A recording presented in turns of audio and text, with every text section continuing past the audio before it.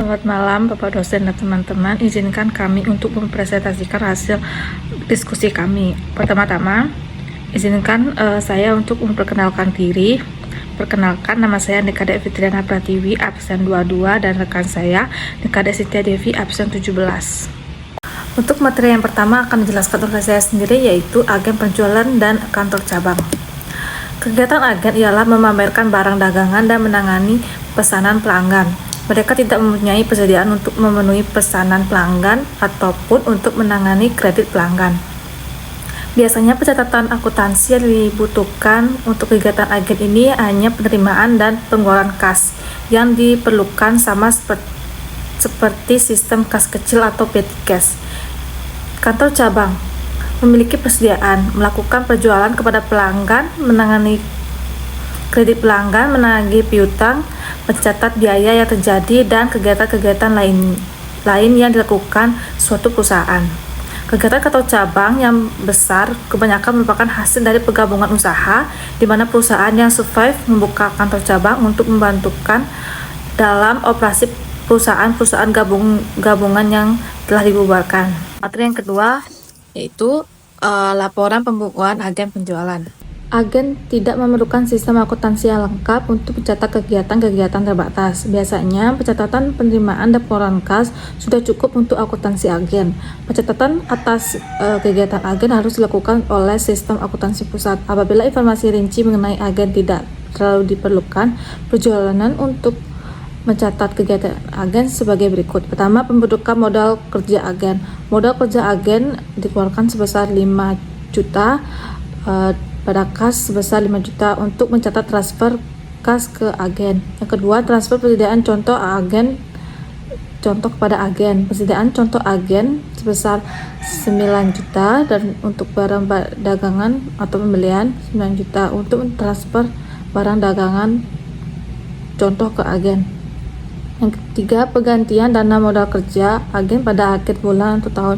Biaya gaji sebesar 2.200.000, biaya utilitas sebesar 700, biaya iklan 1.200.000, dan biaya kas lainnya sebesar 300. Pengeluaran pada kas sebesar 4.400.000 untuk mencatat biaya yang terjadi di agen dan penggantian modal kerja. Yang keempat, penyesuaian persediaan contoh agen pada akhir bulan atau tahun. Biaya iklan sebesar 3 juta, persediaan contoh sebesar 3 juta untuk menyesuaikan persediaan contoh dengan nilai sebenarnya dan untuk membebankan pencatatan pada biaya iklan.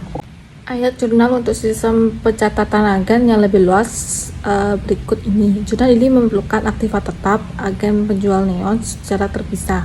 Penjualan harga pokok penjualan dan informasi biaya ditunjukkan dengan basis agen. Pertama, membeli tanah dan bangunan untuk agen neon. Yang pertama, tanah dibeli sebesar 2 juta, bangunan dibeli sebesar 18 juta. Total pengeluaran untuk membeli aset tetap dari kas sebesar 20 juta untuk membeli fasilitas untuk agen. Yang kedua, ada membentuk modal kerja agen, yaitu uang tunai sebesar 4 juta ditransfer dari kas perusahaan untuk agen neon. Yang ketiga, ada transfer barang dagangan ke agen. Pertama yaitu persediaan contoh agen neon sebesar 8 juta dan barang dagangan bernilai 8 juta untuk catatan transfer persediaan contoh. Pembayaran gaji karyawan agen. Total gaji biaya agen neon sebesar 3 juta. Pembayaran dilakukan dari kas untuk pembayaran gaji sebesar 3 juta. Yang kelima, pesanan jualan dari agen terasipkan dan dilakukan penagihan piutang sebesar total piutang sebesar 12 juta dan harga perjualan sebesar 6 juta. Untuk materi selanjutnya akan dijelaskan oleh teman saya. Baik, di sini saya akan mempresentasikan materi tentang sistem akuntansi cabang.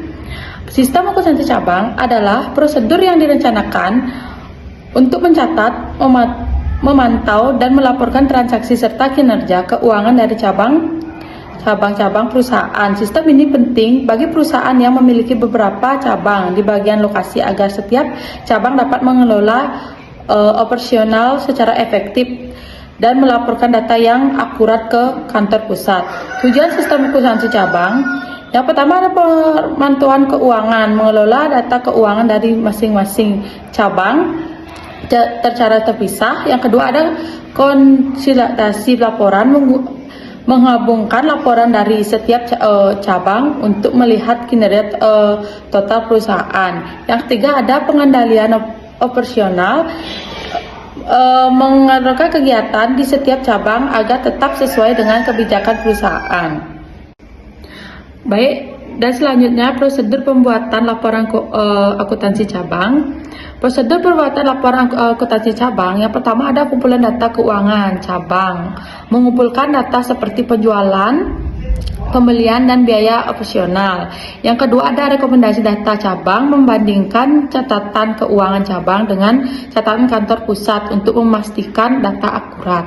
Yang ketiga ada penyusunan laporan konsolidasi, menghubungkan laporan cabang untuk memberikan gambaran keuangan perusahaan secara keseluruhan.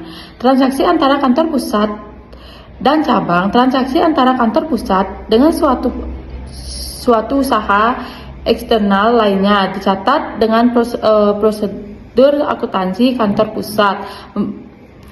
pusat maupun buku cabang. Contoh, asumsi PT Enerton mendirikan kantor cabang di Surabaya dengan mentransfer kas sebesar 5 juta, perangkat dan RP 10 juta kepada menjaga kantor cabang. Ayat jurnal pada buku kantor pusat dan cabang masing-masing.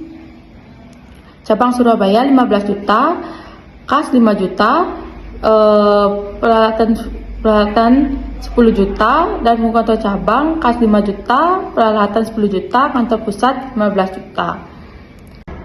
Akun cabang pada buku kantor pusat adalah aktiva yang mencerminkan investasi dilakukan kantor pusat. Dalam aktiva akun kantor pusat pada buku cabang adalah akun yang mengamalkan modal kantor pusat dalam aktivitas bersih. Transaksi jenis keduanya yang terjadi antara kantor pusat dengan kantor cabang adalah transaksi pengiriman barang dagangan. Contoh menaja kantor cabang ada yang memiliki wewenang untuk membeli termasuk luar apabila PT Enerton mengirim barang ke cabang Surabaya dengan harga pokok 8 juta, maka jurnal adalah sebagai berikut. Buku kantor pusat cabang Surabaya 8 juta, pengiriman ke cabang Surabaya 8 juta, buku kantor cabang pengiriman dari kantor pusat sebesar 8 juta, kantor pusat 8 juta, kantor pencatatan penerimaan kiriman dari kantor pusat. Baik, di sini ada pengiriman barang dagangan di atas harga. Pengiriman barang dengan di atas harga adalah metode pencatatan dalam sistem akuntansi cabang, di mana barang dikirim dari kantor pusat ke cabang atau antar cabang dengan harga yang lebih tinggi daripada harga pokoknya. Ini sering dilakukan untuk mengukur kinerja masing-masing cabang, meningkatkan investasi operasional dan sebagai alat kontrol dalam manajemen. Tujuan pengiriman barang di atas harga mengisi efisiensi dan setiap cabang berdasarkan margin laba yang dihasilkan. Yang kedua ada mengaturkan aktivitas pengiriman dan penerimaan barang antar cabang agar sesuai dengan target finansial. Yang ketiga ada penghitungan laba cabang secara mandiri dengan masing-masing cabang bertanggung jawab untuk mencapai laba sesuai dengan harga barang yang telah dilakukan. Baik, prosedur penyusunan laporan pengiriman barang di atas harga. Yang pertama, harga pengiriman ditetapkan lebih tinggi daripada harga pokok. Harga cabang memiliki target keuntungan yang spesifik. Yang kedua, pencatatan di kantor pusat. Kantor pusat mencatat pengiriman barang sebagai piutang pada cabang penerima dengan harga jual yang dinaikkan. Yang ketiga, ada pencatatan di cabang. Cabang menerima pencatatan barang sebagai persediaan dengan harga di atas harga pokok untuk digunakan dalam penjualan atau operasi. Yang keempat ada rekonsiliasi data pengiriman. Pada akhir periode, rekonsiliasi dilakukan antara harga pokok dan harga jual untuk memastikan data konsisten. Contoh soal PT XYZ mengirimkan barang dagangan pada cabang Surabaya dengan harga pengiriman 10 100 juta, sementara harga pokok barang adalah 70 juta. Berapa laba kantor pusat dari transaksi ini? Bagaimana pencatatan pada kantor pusat dan cabang Surabaya?